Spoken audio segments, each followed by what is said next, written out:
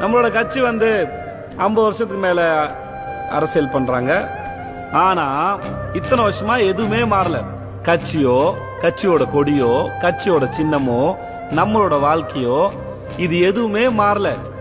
ஆனா தலைவர் குடும்பம் நல்ல மாற்றம், முன்னேற்றம் இன்னும் பல தலைமுறைக்கு இல்ல தலைவா. 30 வருஷம் இல்ல, இன்னும் 300 வருஷம் ஆனாலும் இங்க எதுவுமே மாற போறதில்ல. நம்மள மாறும் விட மாட்டாங்க. நம்மகிட்ட மாற்றம் வராம நம்மள பத்திரமா அப்படியே பார்த்துப்பாங்க.